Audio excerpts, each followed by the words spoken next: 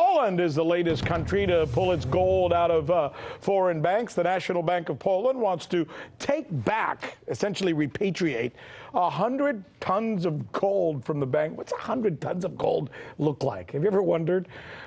Anyway, it's 100 tons of gold from the Bank of England, and they're telling England, we want it back. We don't trust you. The reason?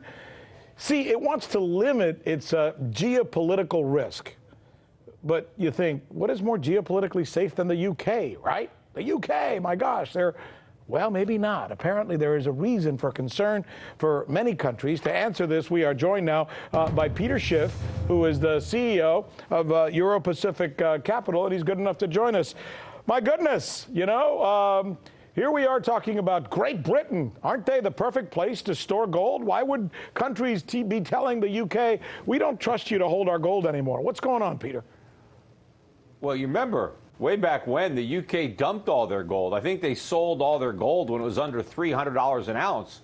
And, of course, the appreciation in pounds has been a lot greater than it has been in U.S. dollars. So, if Britain gets desperate and they don't have any of their own gold, they may try to seize some of the gold that they do have, which, it makes sense that the Poles would want to get their gold back just in case.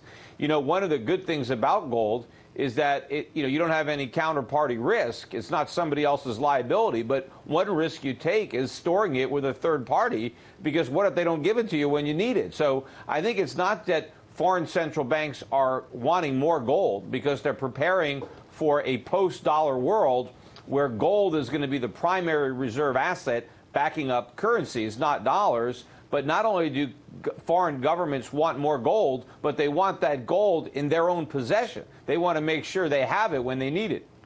I'm also thinking, and I understand your point, and I take it very well, and it's very well reasoned and thought through, obviously, from someone like yourself who deals in gold all the time. But I'm also thinking that the UK recently has done a couple of things that make me think, look, you could love Venezuela, think they're communists, think they're wonderful, hate them, whatever, right?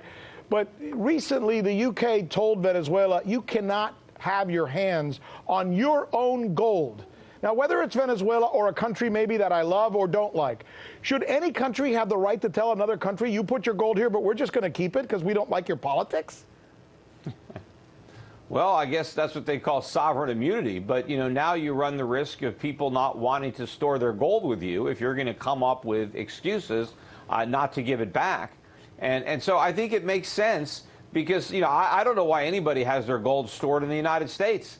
I mean, I think that's probably one of the most dangerous places to keep it. I think maybe it's safer in the UK than the U.S., but a lot of countries have their gold here with us. And, they should really be trying to get it back. Remember, the Germans tried to get it back, I forget how many years ago, and they weren't successful. I think they had to abort the attempt. So that tells you. You just said one of the worst, or I think you said dangerous places to keep your gold is in the United States. I don't think I've ever heard anybody say that. Could you, can you extrapolate on that a little bit for us?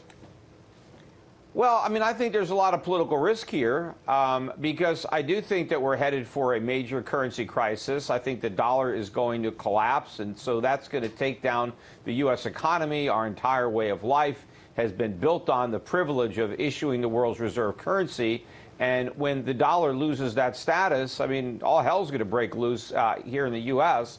And, I don't know what is going to happen. But, we could take desperate measures. And, of course, we could have socialists in control of the U.S., economy if the socialists have the White House and they have both chambers of Congress.